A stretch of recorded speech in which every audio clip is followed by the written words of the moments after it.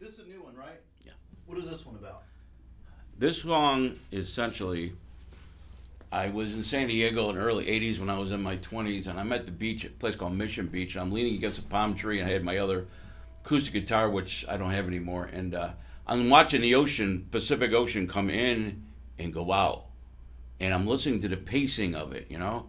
And I said, wouldn't it be great to write a song that's got timing, you get a visual image of the ocean coming in and out. Well, I recorded this song, and I hit the playback, the rewind, and I went, my God, I did it! Because you get an image of the ocean coming in, the timing of the song, and it wasn't intentional. I like this. So this song has this kind of hypnotic effect, and it's the influence of the Beatles on me, specifically the song Eleanor Rigby and Long and Winding Road and Let It Be have a kind of a melodic, haunting, prancing sound, you know, and I somehow subconsciously picked that up in my DNA. So I'm glad this is Mr. McCartney's influence on me. So yet it's totally original. I was challenged to say any Beatles song sounds like this, but you can see subliminal influences as they say it. You know? Well, let's hear it. Okay.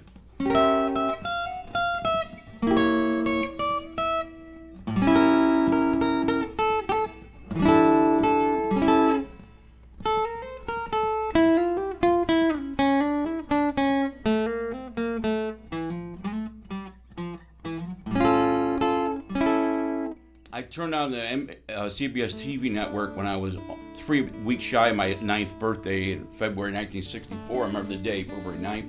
Ed Sullivan turns around and says, the Beatles. And I went into a state of shock. You know, I was who the heck are these? I mean, I had no interest in music, really. No, music just didn't do anything. As soon as George Harrison hit the first chord of All My Lovin', it was like the first 9 years of my life, I was living in a basement in the dark. The Beatles turned on the light, and everything was in living color. I mean, it was like getting a 2x4 to the side of your head. You see things with amazing clarity.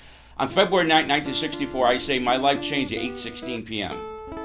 Okay, and I do notice that was probably the most profound moment in music, because they even say that's the second to fourth most dramatic moment in American history on TV. 80 million people were watching that. It was the Beatles' debut, and after that song, that 15-minute set they did of 5 songs.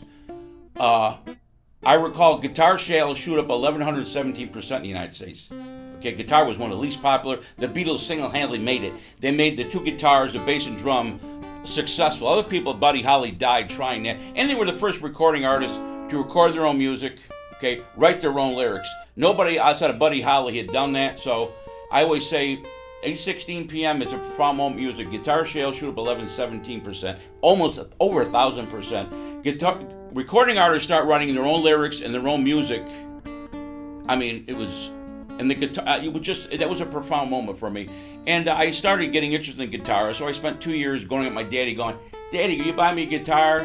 And he thought he was going to lose his money. I would maybe he'd buy it for me, and I would lose interest. Didn't happen. So finally, he reneged sometime around late 66, early 67.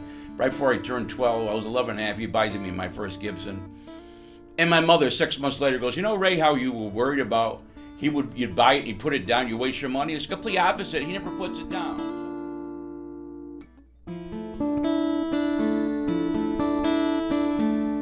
Look into my life, love. Tell me what you see. Something wrapped in a shroud of mystery. With it. But then, you know, I had a period for a while. I had my guild stolen in Santa Barbara at Motel 6. And I didn't have the street smart back then to go to a pawn shop and buy things cheaper. So I went basically several years without my own guitar and quit playing guitar for a while. And then at some point around 98, I got sick and tired of the pop music, the drivel that was coming out, the lack of melody, the lack of emphasis on the guitar and good melody, good chord changes, good vocal skills, good lyrics. Everything today is talking about killing people. Then they wonder why they kill people down in Florida. Listen to the music they listen to, people. Boom, think. But we don't do that anymore. So music, the quality of music today is really crappy. So I decided to fight back and say, if I want to hear something good to hear and I have to write it, darn it, I'm going to do it. And I've been doing that now for 20 years. I started at the fairly advanced age of 43, and I've discovered just in the last few years, beyond 55 is when my music ability and my songwriting skills gotten better, which puts to death the idea once you get past 50, you are this pathetic dribble or specimen of humanity, I got news for you. Other things may go downhill as you get older, but your music skill, your songwriting skill can get better as you get older.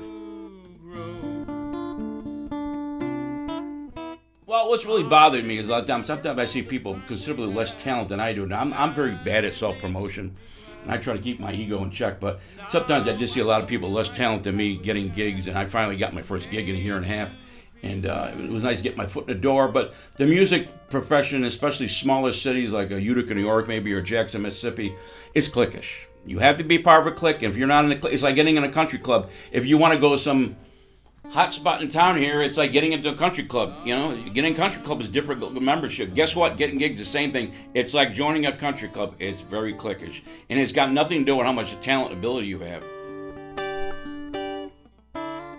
There's a kind of a thing, if you're really good at something, it's a Tom Brady syndrome. They just hate you because you're good at something.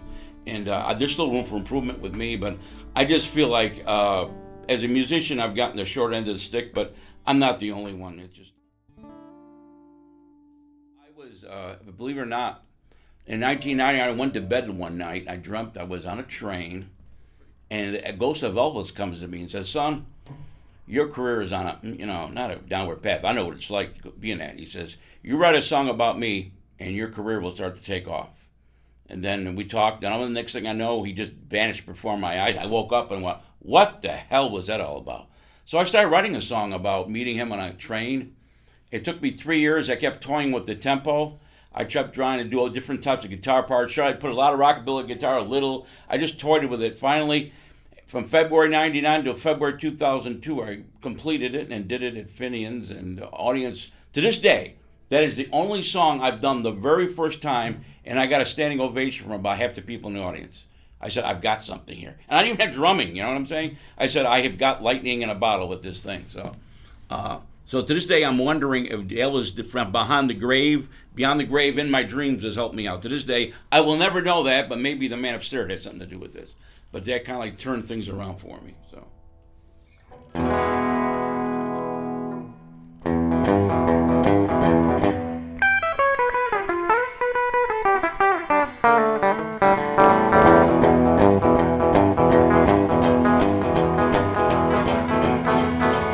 Watch that train rolling down that track. The last train from Memphis. Took that train east of the day.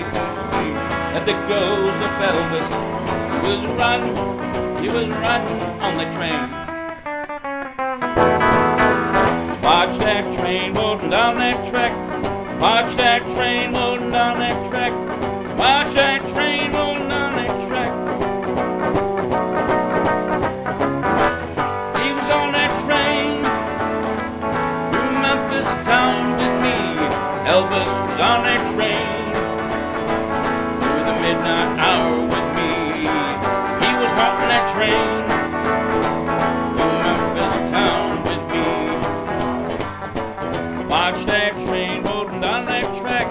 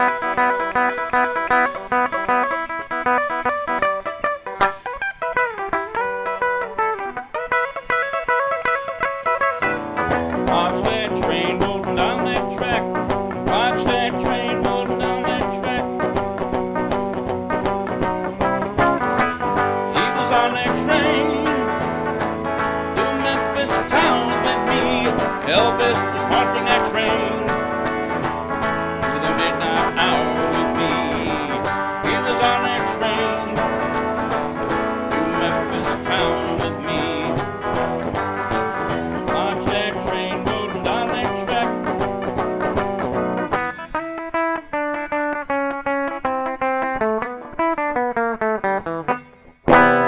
And then before my very eyes, the ghost of Elvis simply vanished.